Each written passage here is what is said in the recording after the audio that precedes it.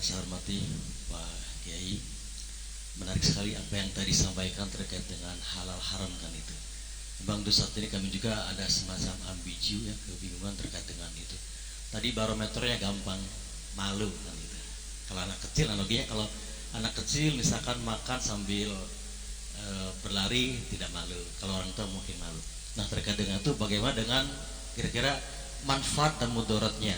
Tadi Pak Kiai memberikan contoh dengan rokok gitu ya. Sebenarnya kan kira-kira apakah ada manfaat dan mudaratnya, itu juga sebagai standar untuk halal dan haram kan itu. Jadi kalau saya lihat dalam tulisan cangkang rokok tadi kan peringatannya dulu mah masih mending gitu ya, jantungan, impoten. Sekarang tingkatkan tuh menjadi membunuhmu kan gitu.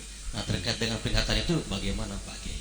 Kemudian yang kedua, kalau satu atau dua nih, terkait dengan madarat tuh berbahaya gitu ya maksudnya. Ya, mungkin banyak Madarat tuh berbahaya ya. Yang kedua dengan ciri-ciri sifat bagi Rasulullah SAW bahwa ruhama ubainhum itu kan asyidau al kufar ruhama ubainhum. Nah, saya kurang hafal itu, mohon penjelasan tentang itu. Terima kasih. Assalamualaikum warahmatullahi wabarakatuh. Waalaikumsalam. Kalau alasan mengharamkan sesuatu karena madarat berbahaya, ya kan gitu. Maka bapak-bapak kalau keluar rumah pakai baju hitam haram. Karena pengendara mobil seringkali nggak lihat orang pakai baju hitam tuh. Ya, main-main di jalan kereta juga haram. Betul nggak? Tukang bangunan yang tidak pakai safety, yang dicangkolin tuh pinggangnya tuh juga haram. Betul nggak? Akhirnya terlalu banyak, tak terhingga barang yang haram. Itu dalil itu mah tidak bisa didalilkan, bukan dalil spesifik namanya. Kalau babi ada hurimat alaikum al-maitatu wa damu wa lahmul khinzir, ada lahmul khinzir, itu juga jadi masalah. Yang haram itu dagingnya, kalau minyaknya ya. Jadi apakah setiap hari yang kita lakukan semuanya ada manfaatnya? Enggak. Kita semuanya setiap hari buang-buang waktu. Percaya enggak? So, kita hitung 24 jam berapa menit yang bermanfaat. Berarti kita haram semua. Ya syukur kalau ngerasa dosa mah bagus. Iya, jadi mengharamkan sesuatu itu jangan pakai dalil umum dong. Betul nggak? Di sana perempuan keluar rumah haram, nyupir mobil haram. Apa mudaratnya? Iya kan? Nah itu, jadi jangan by selera, jangan berdasarkan selera kita. Ada landasannya. Saya tidak menginginkan orang beragama Islam merasa terbelenggu. Nah, sekarang kembali secara filsafat saja, secara filosofis saja, al-hikmah ya, qaulul hakim. Haram itu bahasa Arab ya? Ya kan? Bahasa Arab haram tuh.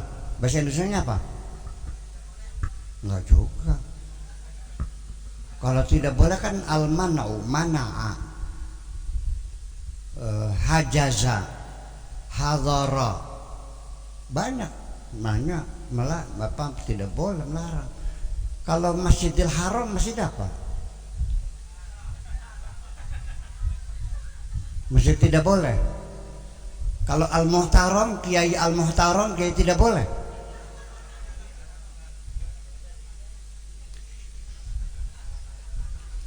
Istri Al-Harim berarti nggak boleh juga. Al-Ashhurul Hurum, bulan-bulan nggak boleh gitu. Jadi haram siapa artinya? Haram bukan larangan. Bahasa haram itu maksudnya hurmah. Hurmah itu sudah masuk bahasa Indonesia, hormat.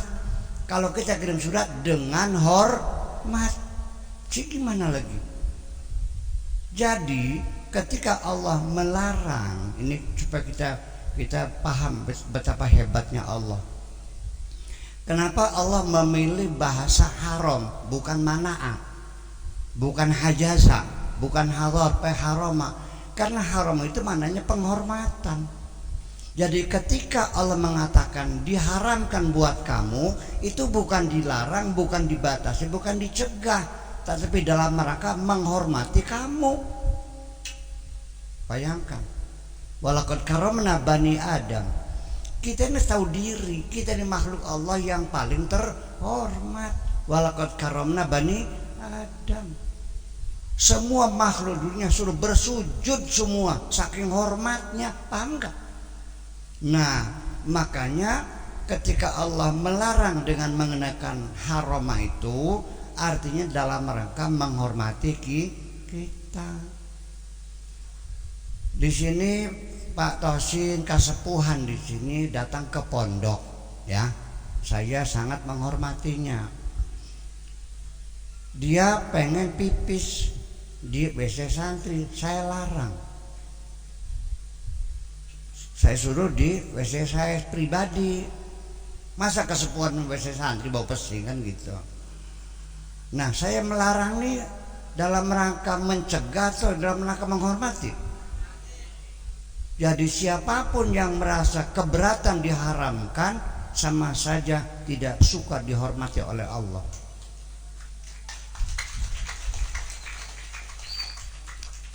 Bapak Jokowi naik mobil di saat ada gadis cantik banget, lucu, anak kecil gitu.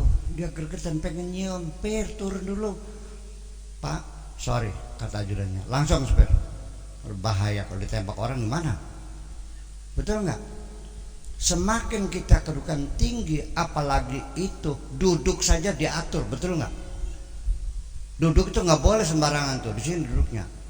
Jadi artinya kalau Anda ingin jadi orang terhormat, siap tunduk dengan undang-undang protokoler dalam rangka menjaga penghormatanmu. Makasih, gitu aja. Iya. Makanya jadi kita mesti tahu filosofinya gitu. Allah itu hebat. Nah, itu haknya Allah karena Allah yang bikin. Allah yang menentukan innaka tu'izzu man tasya wa tudhillu man tasya. Allah bisa menghormati siapapun yang dikehendakinya. Allah bisa menghinakan siapapun. Kan begitu. Nah, itulah makanya kita kembali lagi bahwa persoalan haram dan halal ini kita serahkan kepada Allah. Kalau tidak diharamkan ya nggak boleh dong. Memangnya punya siapa ininya? Yang semuanya punya Allah. Jika berani-berani melarang, ngepuk gimana lagi? Nah, itulah makanya. Kemudian yang kedua apa tadi itu?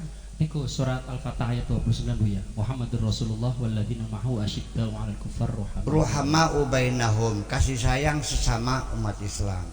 Sekarang orang Islam perang, kasih sayang enggak? Yaman hancur perang saudara, kasih sayang enggak? Irak hancur lebur, kasih sayang enggak sama mereka? Syria juga, apa kasih sayang? Ternyata Saudi Arabia bermesraan dengan Donald Trump di sana. Gimana lagi?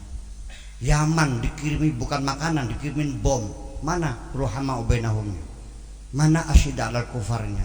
Kita tidak pernah membuktikannya kok. Ayo, betul enggak? Ya itulah persoalannya. Kita harus malu dalam kondisi macam ini. Kita harus malu bahwa kita tidak mengamalkan Al-Quran kok. Inna qaumi takhadhu hadzal qur'ana mahjura. Umatku sudah meninggalkan Al-Quran. Nah itu betul nggak? Ruhamah nggak kita? Enggak, apa beda. Untung di sini baru apa nembe wadan-wadanan ya.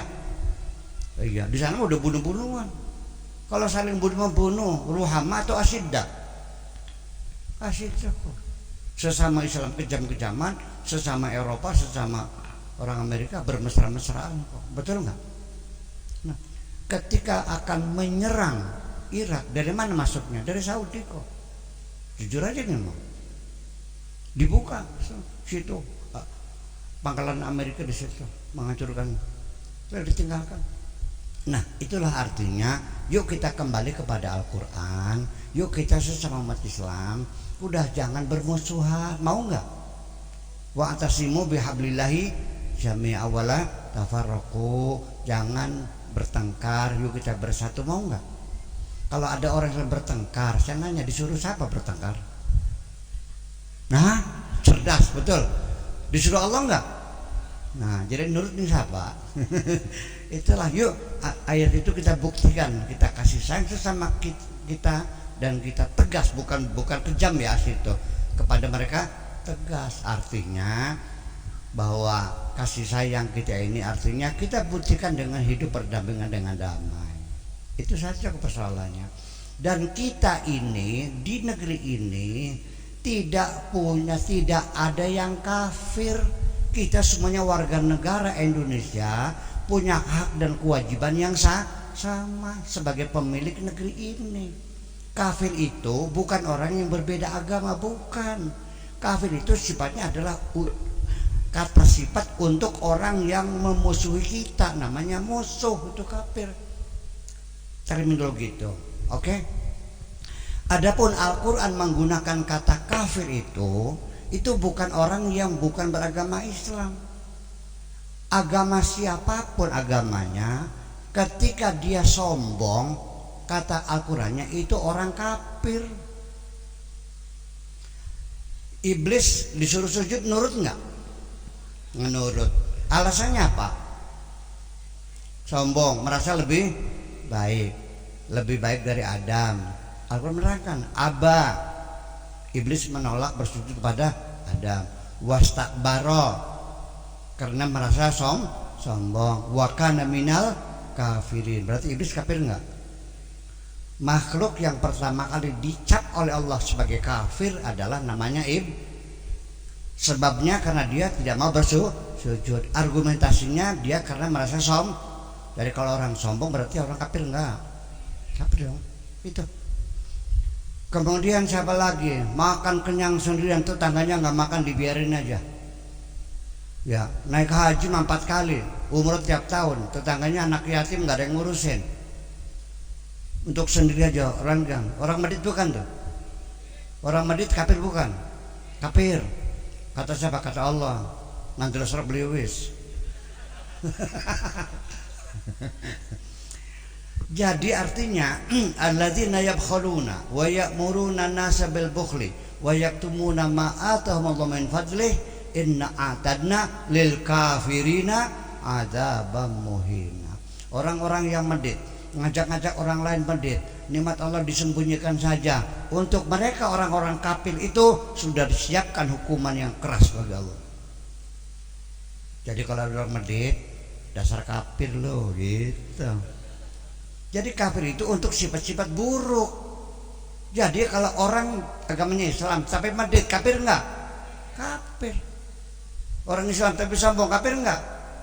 Nah, orang Islam sekarang sombong enggak?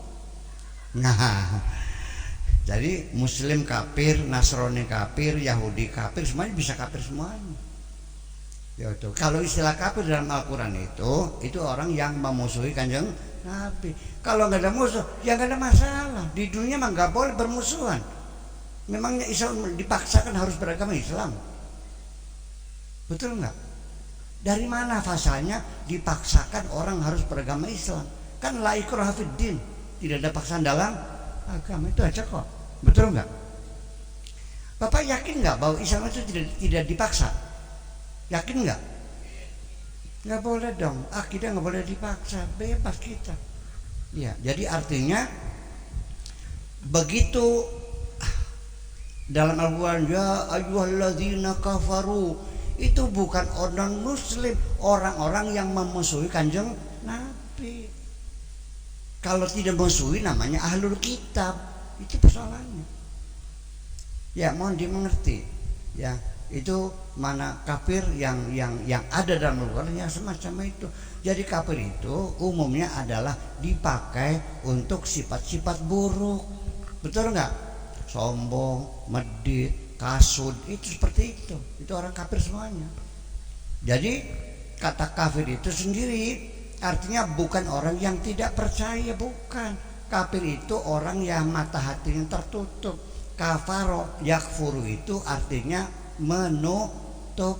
Ya ayyuhalladzina amanu tubu ilallah taubatan nasuha asa rabbukum ayyukaffira ankum. Hai umat Islam, manusia, bertobatlah kepada Allah, semoga Allah mengkafirkan dosa-dosa kamu. Itu bukan dikafirkan, ditutupi oleh Allah. Jadi kafir itu adalah kata orang yang mananya tertutup. Dan kata-kata kafir ini sudah mendunia.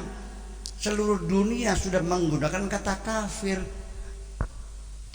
Perempuan yang cantik jelita, yang fotonya dipasang di majalah, itu namanya gadis kafir.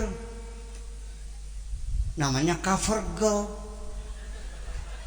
Dipaham sudah mau? Oke.